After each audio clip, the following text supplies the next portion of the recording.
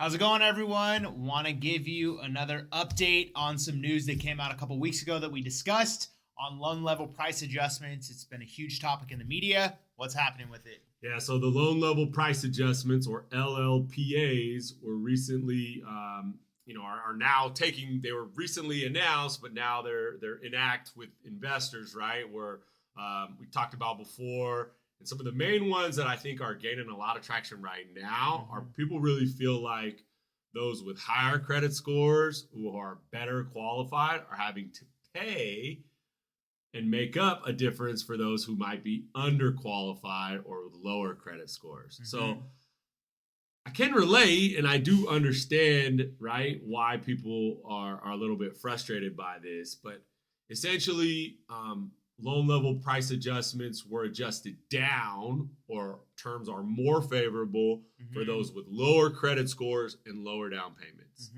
But to make up that difference, they're now charging more to people with higher credit scores and lower down payments, right?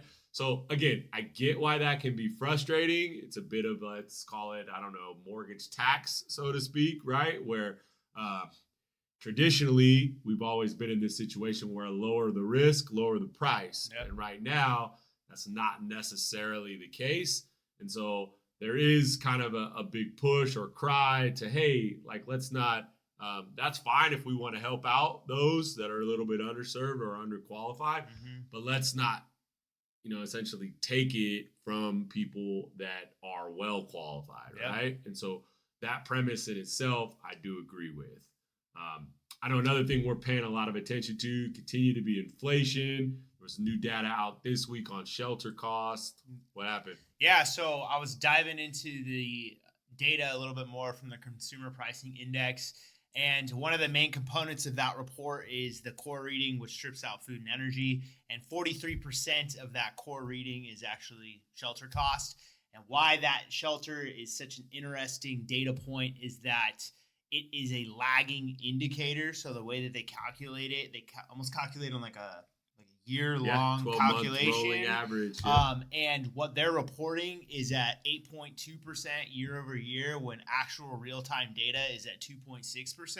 So that's why we keep preaching that May 10th is the date to kind of circle on your calendar, and is really the starting point of when rates are going to continue start to go down, just because that's when shelter is finally going to catch up, and we're going to start seeing a little bit more raw and real data based on today, not based on what happened last year when rental prices and home prices were just freaking surging. Yeah. So. And you know what's interesting is I feel like every week we come on and we talk about all of the actual true evidence that's out that's showing a decline in inflation. Yes. And then just this week, we have a Fed member come out with all this data that they're supposed to understand and they're paid to pay attention to, and they make statements. And that was Mr. Bullard this week, who came out and said, number one, that the labor market is extremely strong. Well, again, we've said a million times right now, this is not the best job market in 40 years. And anyone who believes that is obviously not paying attention. He said that there are no signs of a recession. Again, how could you ever, make a statement so bold to say there's no signs of recession? And he wants to see the Fed be bullish on raising rates and is pushing for a 75 basis point increase at the next Fed meeting. What can you say about someone who again is in a position of power? So when they make statements like that, markets have to react. And we saw rates take a hit this week just based on misinformation spread by somebody in a prominent position.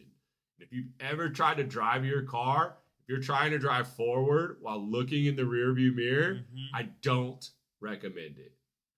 On a more positive note, Sacramento is back to experiencing playoff basketball.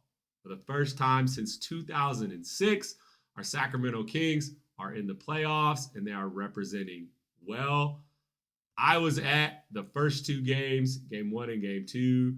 Let me just tell you that the city is on fire. The city is buzzing. I can't be more excited.